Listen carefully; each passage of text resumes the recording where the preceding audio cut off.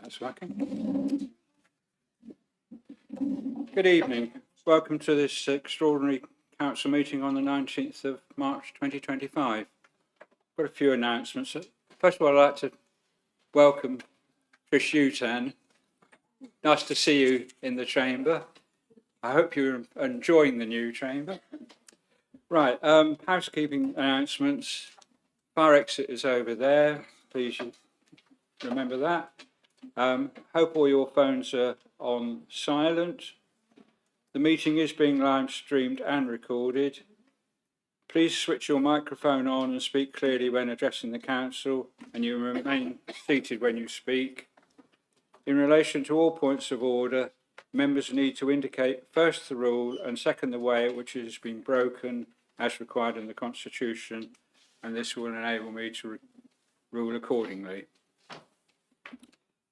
Apologies for absence. I have Nigel Emery, Peter Vanderberg, Ruth Fletcher, Jill Perry, Sam Bateman, Jonathan Taylor, James Brooks, Chris Frank, Cassia Greenwood, Nicholas Marks, Emma Beard, Claudia Fisher and Alan Manton. That's the complete list. Cheryl Sweeney. I've got a feeling Cheryl Sweeney won't be here tonight. So if she doesn't turn up, can you put it down as an apology, please? Thank you. Thank you, Chair. Yes, Councillors. Thank you, Chair. I would just like to offer Josh Potts apologies as well, please. Okay, thank you. Thank you.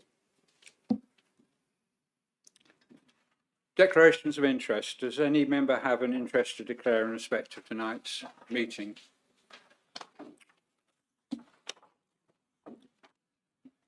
Right, local government reorganisation programme. Programme director and data analyst posts. On the 27th of February 2025, chief executives and leaders across West Sussex agreed to use £200,000 from the West Sussex Business Rates pool toward hiring a programme director and support analysts to lead and coordinate the collection of data to support the West Sussex business case for submission to local government reorganisation by the end of September 2025. The programme director is responsible for providing senior programme leadership to West Sussex councils, leading to the successful implementation of local government reorganisation. The programme is split into two phases, and the role will oversee and manage the successful development of the business case or cases, including development and analysis of the evidence base, completing an options appraisal and writing the business case for approval by West Sussex councils. A supporting data analyst is likely to be given the volume of data, and will assess the programme director. Council is asked to approve 3 recommendations set out on page 5 of the public agenda pack. I invite the Chief Executive to present this item. Thank you, Chairman. In discussion with my colleagues across West Sussex, we agreed that Horsham District Council would be the appointing council for the programme director, and should we choose to appoint one, the business analyst. I can make those appointments using, I will have to use a procurement exemption, which my colleagues are preparing, in order to appoint someone from an agency to do this role. Why do we need to do that? Well, we need someone with experience of local government reorganisation, and the candidate we've spoken to so far actually has experience from Somerset, Buckinghamshire and Dorset councils in doing this work. So an incredibly experienced person. Why do I need to bring this to you when I can normally appoint people myself? Well, it's because I've got no budget that I could link this to. So the money is coming from the business rates pool. It will go into the council's budget and then be spent for this purpose. But having looked at the budgets we got, the consultancy budgets we got, they did not relate to this type of work. So it seemed only appropriate, and with the advice of the monitoring officer, to bring it to you to set up this new budget for this work. So it's not our budget. It is our budget, but it's not our budget. It's not our money. It's nil cost to the council. And then the other thing that could happen is this could grow, because once the project director starts work, they will then scope out exactly what needs to be done between now and September to get us to doing this business case submission in September. That's likely to use staff from across the 8 councils involved, but we don't know quite how it will all work out financially at the moment. So what I'm asking you to do, set up a budget for the 200,000 and delegate to the Director of Resources, in consultation with the Cabinet Member for Finance and Resources and the Chairman of Overview and Scrutiny, any further increases to this budget and the associated expenditure, should it turn out that we need to enlarge the budget as the work goes on. Then this person, their contract will be between us and their agency. They will work for us and be essentially employed, but not as an employee, through Horsham District. So I'm afraid it's a rather technical point that means I've got to bring it here tonight, but I thought it was better to be open than to try and come up with a different way around it. So thank you for that. And then the proposers pass back to the chairman. Thank you.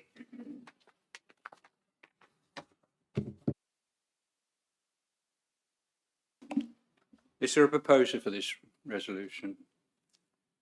Do you wish to speak now and make the recommendation? I think the Chief Executive has explained it very well.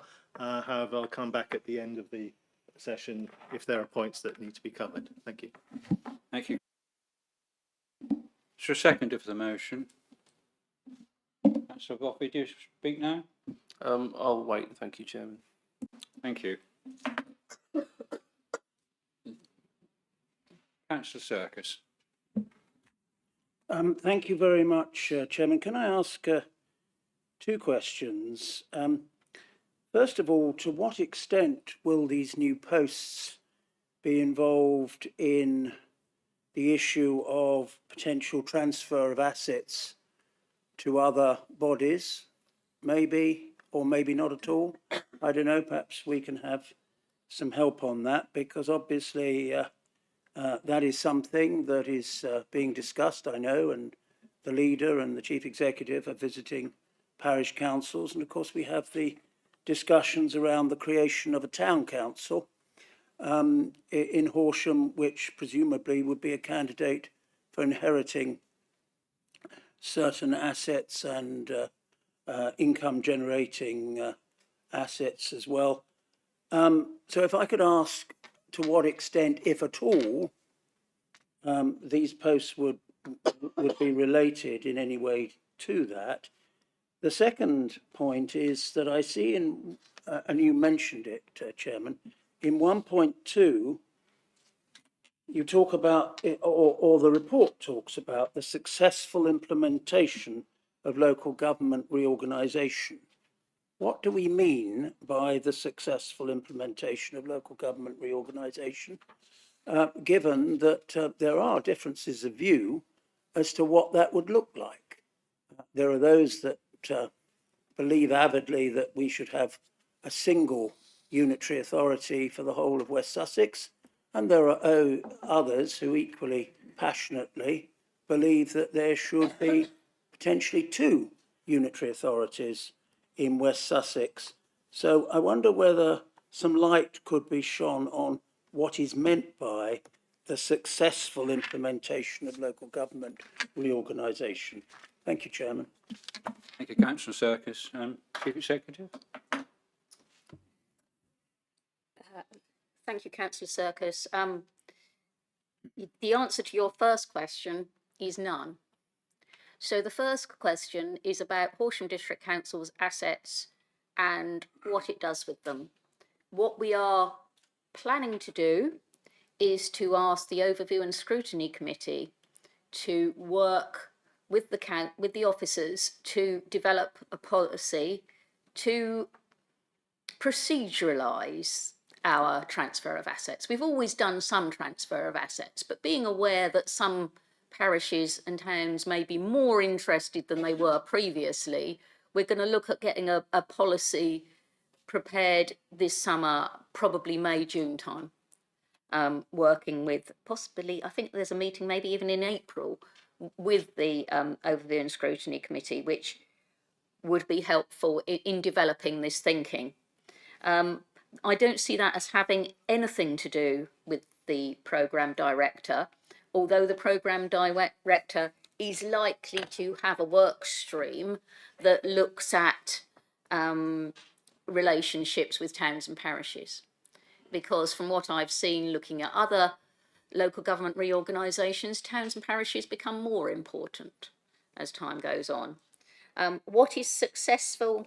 Successful doesn't mean anything about lines on maps. Successful means, for this post, it means producing an agreed business case, ideally agreed by all 8 authorities concerned, but it may not be. But the plan is that we continue working together to put together the data needed to allow the councils to make informed decisions around the options available to them, and those will be being made during the summer.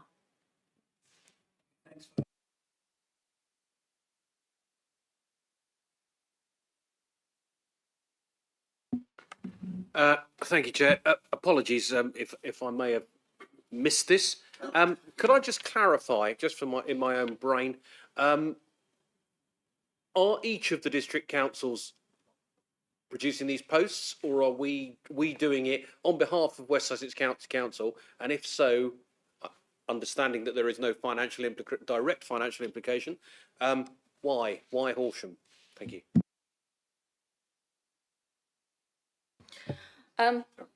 We are doing it for the councils across West Sussex, and I think the reason it was us was simply at the time I had more time available to do the work than the other chief executives, some of whom had other meetings on or were away or were just doing other things. So at that particular point in time, I did have the time available to do this. We're the best.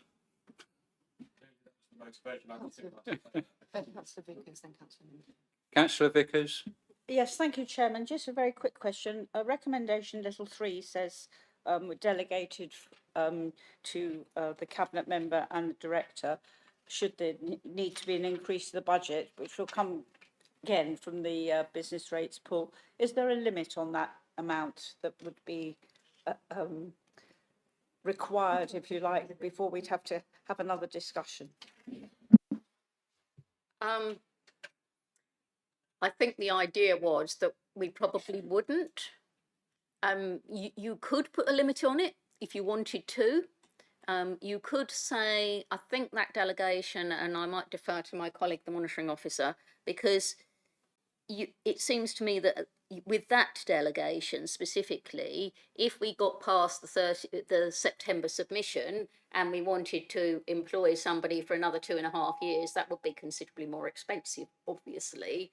But because it's funded, my thinking when I was drawing up this report was, because it would only be done if it was funded, it's not going to be funded by us. That would be acceptable to do, because the other councils won't have the opportunity to discuss this in this way. It is merely due to the way our constitution is written that I don't have the authority to make the change, and neither does the Director of Resources.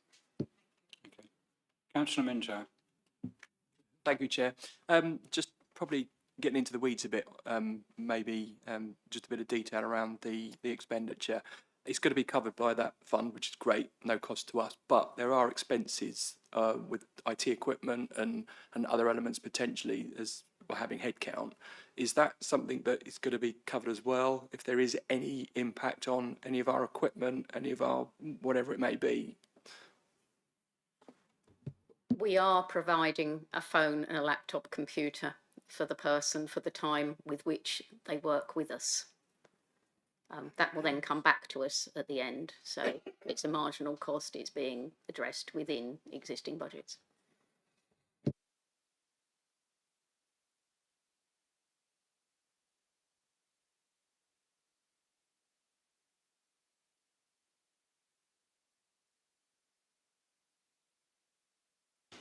Thank you, Chairman. I'll just say a couple of things really, just in passing. An observation: what does successful local government reorganisation look like?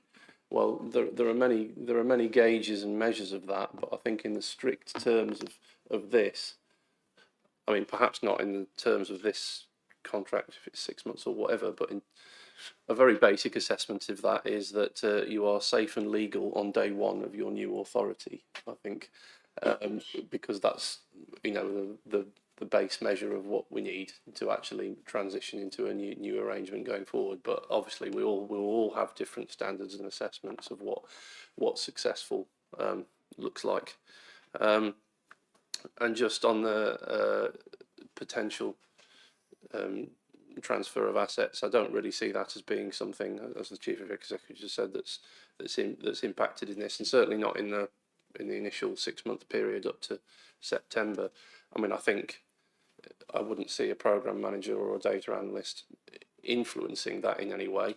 But obviously, if it looks like certain changes might happen as we move towards the new authority, if there are potential transfers in place, that would obviously be something that anyone modelling the new authority and what it needed to do and how it was going to run would take into account, but they would not be influencing any such decisions. But other than that, obviously I support the recommendation. Thank you. Thank you, Councillor Boffey. Councillor Bainham, do you want to conclude? Just briefly, thank you, Chairman.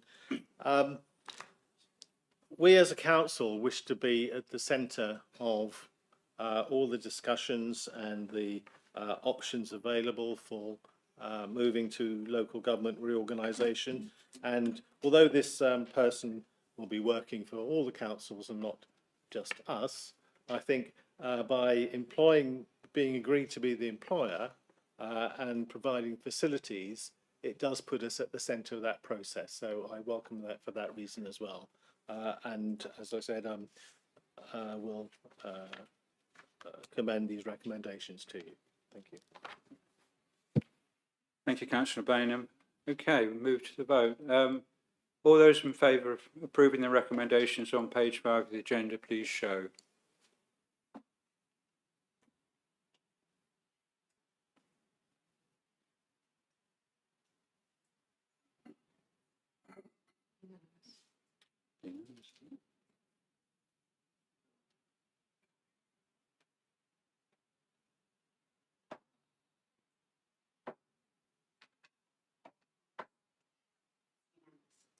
Okay, that's passed unanimously. Thank you very much.